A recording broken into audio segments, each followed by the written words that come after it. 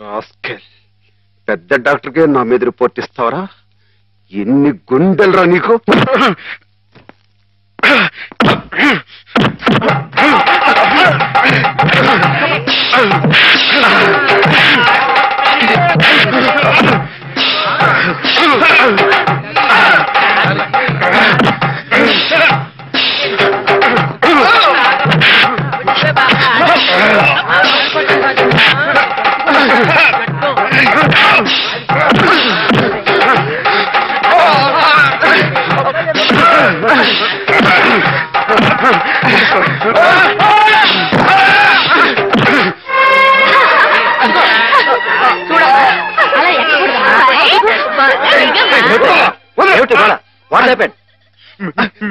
మీకు తన పేరు చెప్పారని నన్ను కర్ర తీసుకుని కొట్టాడు సార్.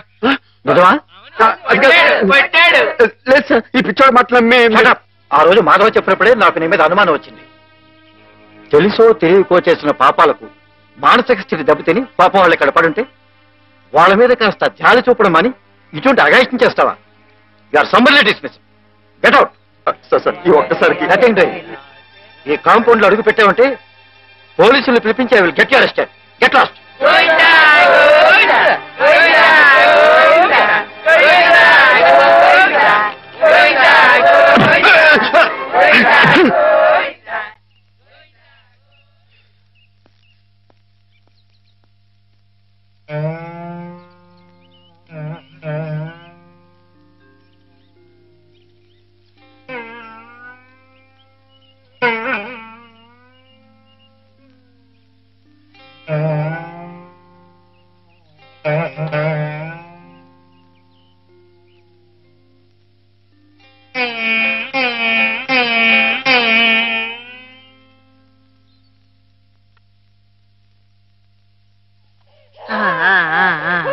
అయితే ఒక 2 నెలల్లో అమ్మాయిని తీసుకెళ్ళొచ్చన్నమాట. ఈ ఇంప్రూవ్మెంట్ చూస్తే అలాగే అనిపిస్తోంది. నమస్కారం. నమస్కారం అమ్మా. హేమను పిలిపిస్తాను, కూర్చోండి. హేమ పరిస్థితి మెరుగైందని విన్నాను. అంతా నీ చలవే మాధవ. నాదే ఉందండి, అంతా పయోడు దయ. హలో మాధవ. నమస్కారం డాక్టర్ గారు. ఎక్కడయ్యా? అయ్య బాబాయ్, ఇక్కడ అండి. ఏమిటి సంగతి?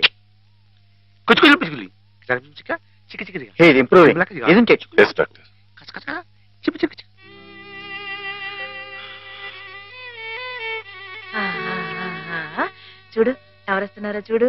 పిన్ని. హేమా, నేనే మీ అత్తయ్యని. మావి కూడా వచ్చారు. నేను మావయ్యని. నీకోసం పాపాయిని కూడా తీసుకొచ్చాను. చూడు, కాస్త ఒళ్ళి చేసింది కదా.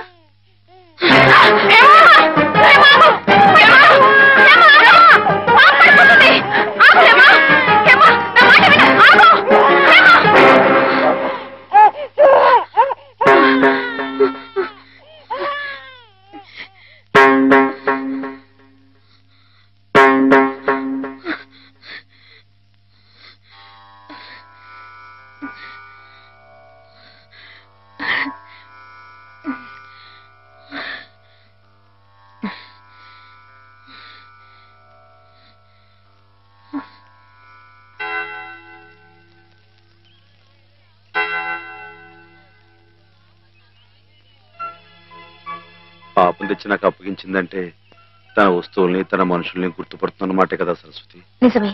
మామూలు మనుషుల్లో ఒకరి మీద ఒకరికి అభిమానం ఎందుకు ఎలా కలుగుతుందో తెలియనట్టే ఈ పేషెంట్స్ లో కూడా ఒకరిని చూస్తే అలా దగ్గరైపోతారని డాక్టర్ గారు కూడా మీ ఇద్దరి గురించి అనుకుంటున్నారు. మిగతా వారి ప్రమేయం లేకుండా మీ ఇద్దరే కలుసుకునేలా ఏర్పాటు చేస్తాను. ఆమెలో పాత జ్ఞాపకాలు మళ్లీ చిగురించేలా ప్రయత్నం చేయకూడదు. నేనే నిన్న సహాయం అడగాలనుకున్నాను సరస్వతి. నేను చేస్తున్న ఈ చిన్న పని ఆమె గురించి మీరు ఇక్కడ అనుభవిస్తున్న బాధ కన్నానా? ఆ పిచ్చివాడు సరస్వతి ఎప్పుడు అలాగే మాట్లాడుకుంటూ ఉంటారా? మాట్లాడుకోరే పాపం. మరి మాట్లాడుకోపోతే ఎందుకు పెదవులు అలా కదులుతున్నాయి? మాట్లాడుకుంటే కాళ్ళు కదులుతాయి గాని పెదాలు ఎందుకు కదులుతాయిరా? నువ్వు కూడా కొట్టేవే. పిచ్చి నీకా మాకా? ఓహో, పిచ్చి నాకే. అమ్మో,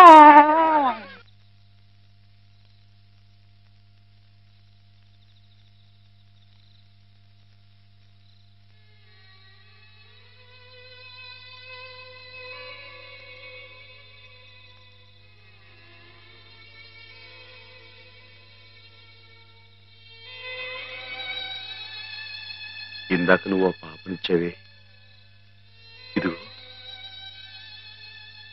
నా దగ్గరే జాగ్రత్తగా ఉంది. కానీ పాప బొజ్జోటం లేదు. నువ్వు వచ్చి పడతావా? పాప బొజ్జుంటుంది.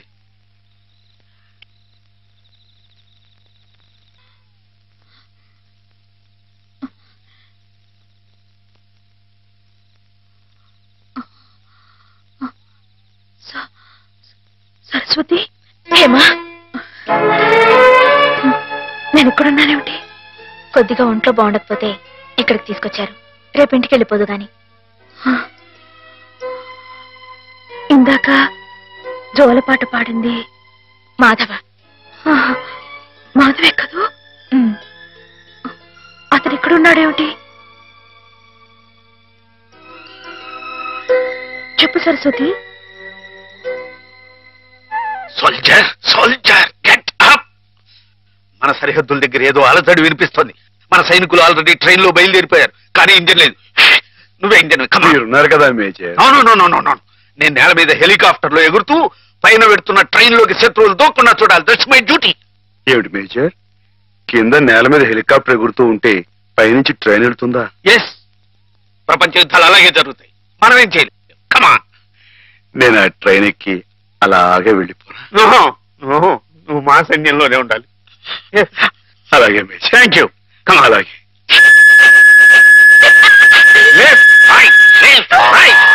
నీకోసం ప్రాణాలకు తెగించి అంత కష్టపడ్డాడమ్మా మాధవ. నేను వెంటనే మాధవ చూడాలి. నన్ను తీసుకెళ్ళవ సరస్వతి? అలాగే.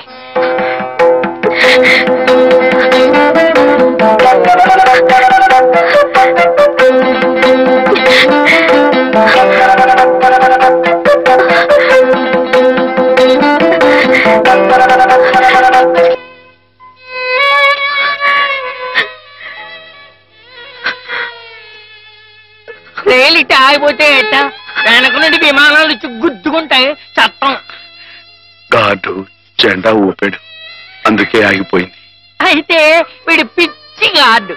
మంచి గార్డు కావాలి.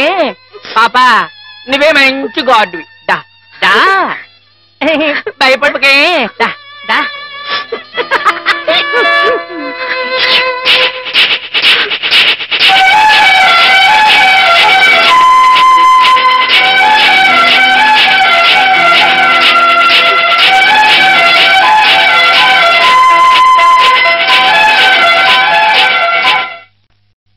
నాన్న, మా పెళ్లికి ముహూర్తం పెట్టించమని సిద్ధాంత్ గారికి చెప్పావా? అవునరా, బావ పోయి అప్పుడే ఏడాది కావస్తుంది. సంవత్సరం తిరగకుండా అమ్మాయికి పెళ్లి చేస్తే ఆయనకి కన్యాదాన ఫలం కలుగుతుందట. మరి పక్షం రోజుల్లో సంవత్సరం రాబోతుంది. అందుకే ఈ లోపల ఏదైనా మంచి ముహూర్తం ఉంటే చూడండి అని చెప్పాను. వద్దు నాన్న, నువ్వేం తొందరపడకు. ఏమిట్రా, హేమకు పూర్తిగా నయమైపోయింది, రేపు ఇంటికి తీసుకెళ్లిపోవచ్చని కూడా చెప్పారుగా. ఏమైనా హేమన్ నాకిచ్చి చేయడం న్యాయం కాదు. న్యాయం కాదా? అదేమిట్రా?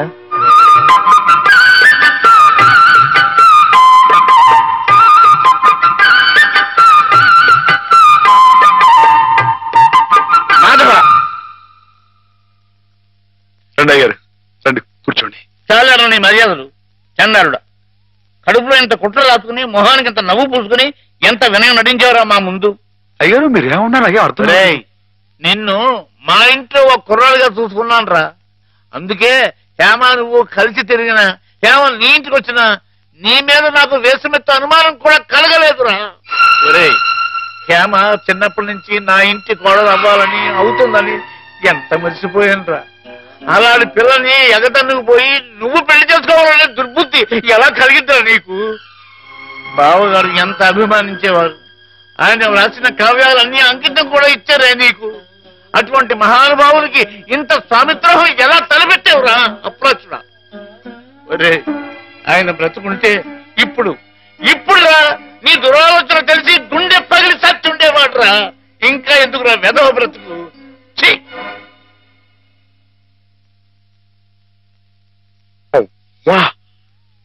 అంత పనిచేసేయండి ఎదవా, తప్పు కదండి. ఎరా, తెన్నింటి వాసాలు లెక్క పెడతావా? అసలు నీకు పుట్టగతులు ఉంటాయరా? ఇట్టండి అదేనండి, ఇట్ట పని చేస్తాను వదిలిపెట్టండి నరికి పోగులు నీకేం తెలుగు అమ్మాయి గారి మీద నీకు నీకు పాడుబుద్ధలా కలిగిందిరా నువ్వు మనిషిగా పశువురా పశువు నేను చెప్పుకోవడారా ఇలాంటి తప్పుడు ఇలాంటి తప్పుడు చేస్తాను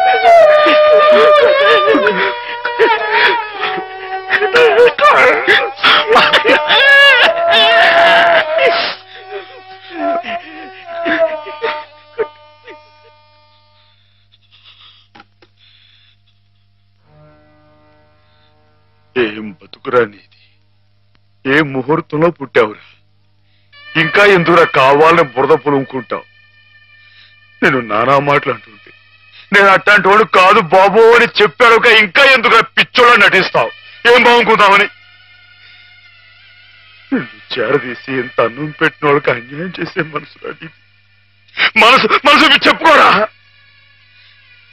నీ బతుకు గురించి ఆలోచించకుండా వాళ్ళ రుణం తీర్చుకోవడానికి ఉన్న హస్తం తమ్మేసి వాళ్ళకి సాయం చేసేది అది నువ్వు చేసిన తప్పు నువ్వేమిటో నీ భవిష్యత్తు ఏమిటో చూసుకోకుండా వాడు బాగుండాలి వాడోళ్ళు బాగుండాలని 24 గంటలు ఏడ్చేవి దేనికరా ఇలా ఇలా నానా మాటలు అనిపించుకోవడానిక అమ్మాయి గారు అని ఒక దేవతలా చూసుకున్నారు తడి దేవత సొంతం చేసుకునే తోటలోకిడురా మాటలు ఎవరో పిచ్చదవా నీ బతుకి ఓ తోడు కావాలని కూడా చూసుకోకుండా అమ్మాయి గారికి మంచి తోడు దొరికిందని తెగ సంబరపడిపోయావే దేనికిరా దేనికి ఇలా పిచ్చోళ్ళ మధ్య నరకేత అనిపించానుగా ఏదో ఓ తాగుబోతే అథవా నానా కూతురు కూర్చోడంటే వదిలేయచ్చు కానీ చిన్నప్పటి నుంచి నువ్వెవరో నువ్వేమిటో తెలుసునా ఆ పెద్ద అన్నారే మాట్లాడినాడంటే ఒరే మాధవా నిన్ను ఆ దేవుడు కూడా అర్థం చేసుకోలేదా అర్థం చేసుకోలేదు కుడి కుడి ఏడు చచ్చిపోయేదాకా ఏడవరా ఏదవా నీ మొక్క ఏదవరి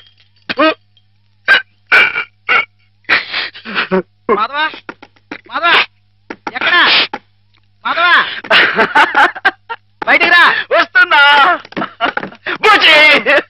లోపల ఏం చేస్తున్నావు చెప్పకూడదు మరి అంతసేపు ఇలాంటి పిచ్చి పిచ్చి జోక్ వేసావంటే ముఖం పెరగైపోతుంది మరి కొట్టండి పిచ్చి నీకా నాకా పిచ్చి నీకే మాధవ చాలా బాగుంది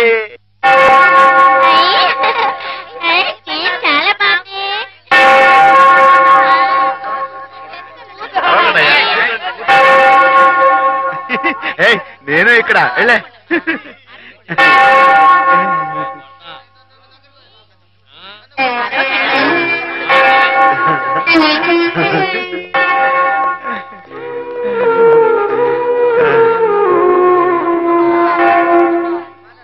ప్రభులు వచ్చారా ప్రభులు ఏమిటమ్మా ఒక జీవితానికి సంబంధించిన ముఖ్యమైన సమస్య గురించి ప్రభు సలహా కావాలి ఫాదర్ ఏమిటో చెప్పమ్మా ఒక ఊర్లో ఒక అబ్బాయి ఒక అమ్మాయి ఉన్నారు ఆ అమ్మాయి ఆ అబ్బాయిని ప్రాణం కంటే మిన్నగా ప్రేమించింది కానీ వాళ్ళిద్దరు కులాలు వేరు అంతస్తులు వేరు ఆ కారణంగా నేను నిన్ను ప్రేమిస్తున్నానన్న మాట పెదవుల దాకా వచ్చినా నోరు విప్పి అతనికి ఎన్నడూ చెప్పుకోలేకపోయింది ఆ అబ్బాయికి ఆ అమ్మాయి అంటే అంతులేని అభిమానం ఆ అమ్మాయి సుఖ సంతోషాల కోసం తన యావదాస్తిని ధారపోశాడు అతను మానసికంగా శారీరకంగా చిత్రహింసల్ని భరించి గతి తప్పిన ఆ పిల్లని మళ్ళీ మామూలు మనిషిని చేశాడు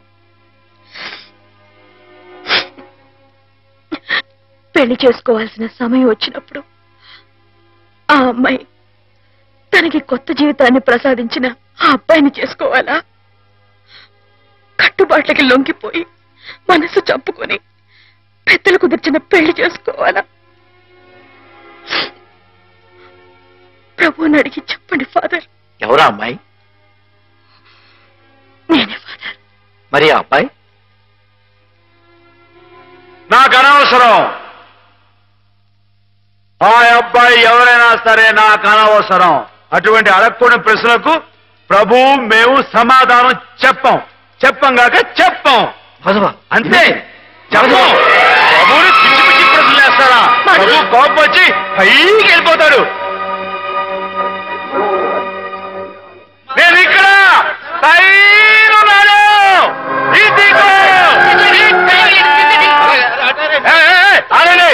ఎవరైనా పైకి వచ్చారంటే తూకేస్తా.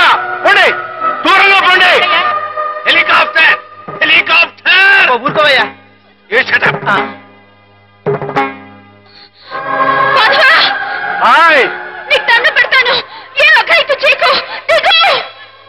మేము మనిషిని పుట్టించినప్పుడు అతనికి కులం లేదు, మతం లేదు. కానీ మీకు మీరే కట్టుబాట్లు పెట్టుకున్నారు. మీరు పెట్టుకున్న ఆచారాలు మీరు గౌరవించి తీరాలి. కాదంటే నేను నా ప్రభు ఇక్కడి నుంచి దూకేస్తాం. అప్పుడు మీకు దేవుడు ఉండడుగా. ప్రవర్తిస్తున్నావు. ఆ మాటలకు అర్థం ఏమిటో నాకు తెలుసు. నా మాట వెళ్ళి దిగిరా.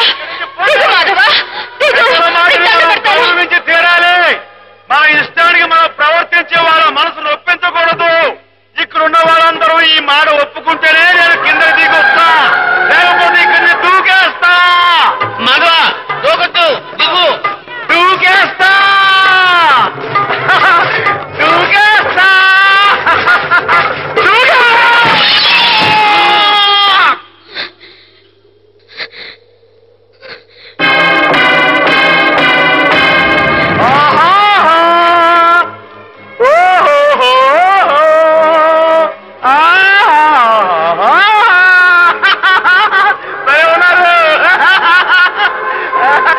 మనసు నిండా మాధవుడు రూపం నిండున్నప్పుడు ఈ ఒట్టె కట్టెని నీకు అప్పచెప్పటం భావ్యం కాదనిపిస్తోంది బావా. ఆ ఆత్మవంచన కంటే ఆత్మహత్య మేలనిపిస్తోంది. దయచేసి నా కోసం బతకండి. సెలవు. హేమ.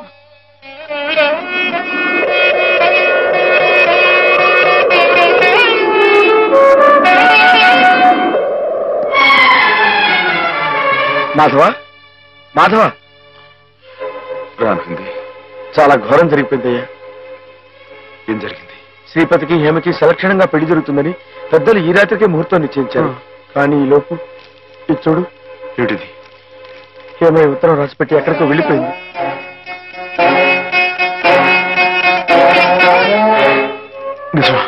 నిజమే మాధవ. ఆవిడ తను చేసుకుని అనడంతో శ్రీపతి గారు ఎదురు తిరిగారు. హేమకి నేను అక్కర్లేకపోతే నాకు హేమ అక్కర్లేదంటూ వాళ్ళ కాలేజీలో పనిచేసే ఓ టీచర్మని అదే ముహూర్తాన్ని పెళ్లి చేసుకుంటారంటూ పట్టుబట్టు. లేదండి, అలా జరగడానికి వీలేదు. శ్రీపతి బాబు తప్పు కూడా అమ్మాయిగానే పెళ్లి చేసుకోవాలి. అది ఎలా కుదురుతుంది మాధవ? హేమ ఈ పాటికి ఏ గోదాట్లోనే దూకి ఆత్మహత్య. అమ్మాయి గారికి అన్యాయం చేయడానికి ఆ దేవుడికి మనసు ఎలా వస్తున్నారా? ఆవిడకేం అపాయం జరగదు. నువ్వు వెళ్ళి అమ్మాయి గారు ఎక్కడున్నారా అని చోట వెతుకు. నేను ఇక్కడి నుంచి ఎలవలా వచ్చి శ్రీపతి బాబు కాళవేళ పడి ఆ అమ్మాయి గారిని పెళ్లి చేసుడు చూస్తాను. నువ్వు వెళ్ళు.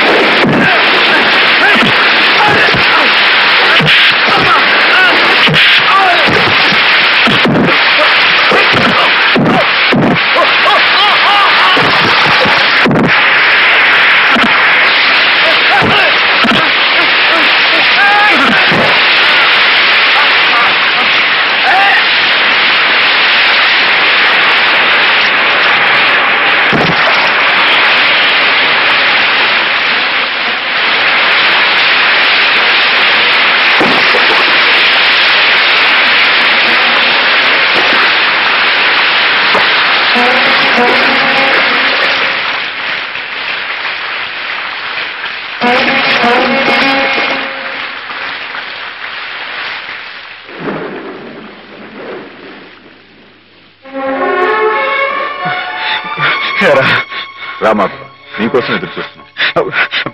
బాబు గారు, అమ్మాయి గారు ఎక్కడ? చెప్పండి, మాట్లాడమండి. అమ్మాయి గారికి ఏమైంది?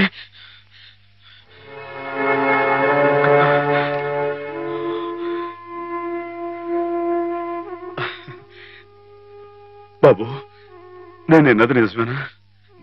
మీరు అమ్మాయి గారిని కాదని ఇంకెవరినో పెళ్లి చేసుకోవటం, ఏదేమైనా సరే ఆ అమ్మాయి గారి పెళ్లి విషయంలో మాత్రం అన్యాయం జరగకూడదు బాబు.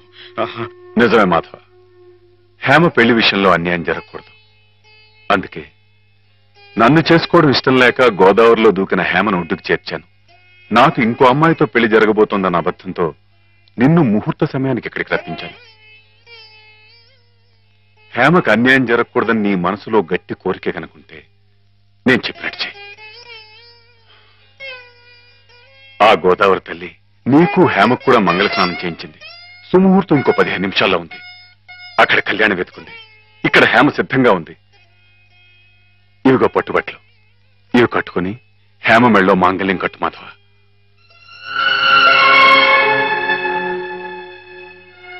చూడు మాధవ, దగ్గర బంధువులు మేమేమి చేయలేక చేతులు ముడుచు కూర్చుంటే ఏ సంబంధం లేని నువ్వు ఆపద్బాంధవుళ్ళ మా కుటుంబాన్ని ఆదుకున్నావు. హేమకి అండగా నిలిచావు. హేమకు నీ మీద, నీకు హేమ మీద ఉన్న ప్రేమ ఎంత పవిత్రమైందో ఇప్పుడు తెలుసుకోగలిగాను. తొందరపడి నీ ముందు నోరు జారినందుకు పెద్ద మనసుతో నన్ను క్షమించి హేమ చెయ్యేందుకో బాబు. అవును మాధవ, అన్నయ్య తన కావ్యాల్ని నీకు అంకితం చేసి ఆ రోజే నిన్ను తన అల్లుని చేసుకున్నారు. హేమ మెళ్ళో నువ్వు 3 ముళ్ళు వేస్తే ఆ లోకాన్ని ఉన్న మా అన్నయ్య ఆత్మ శాంతిస్తుంది మాధవ. లేదండి, ఇది జరగని పని. జరగని పని అంటే కులం గురించా నీ సమస్య మాధవ? నీలా యాదవుడైన కృష్ణుడు ఎవరిని చేసుకున్నాడు? క్షత్రియకన్య సత్యభామం చేసుకోలేదా? రాచకన్య రుక్మిణి చేసుకోలేదా? హేమ కూడా క్షత్రియకన్య మాధవ. మీరెవరు ఎంతగా చెప్పినా సరే ఎందుకో నా మనసు ఒప్పుకోవడం లేదు. ఆ అమ్మాయి గారు మీ సొంత మనిషి, ఆవిడ మీరే పెళ్లి చేసుకోవాలి. సరే అయితే, ఇందరింతగా చెప్తున్నా హేమ మనసారా నిన్నే కోరుకుంటుందని తెలిసినా కూడా నేనే హేమం చేసుకు తీరాలి అని నువ్వు పట్టుబడితే అలాగే చేసుకుంటాను మాధవ. కానీ పెళ్లి చేసుకున్న మర్నాడే హేమ నీకు ఇలా కనిపిస్తుంది.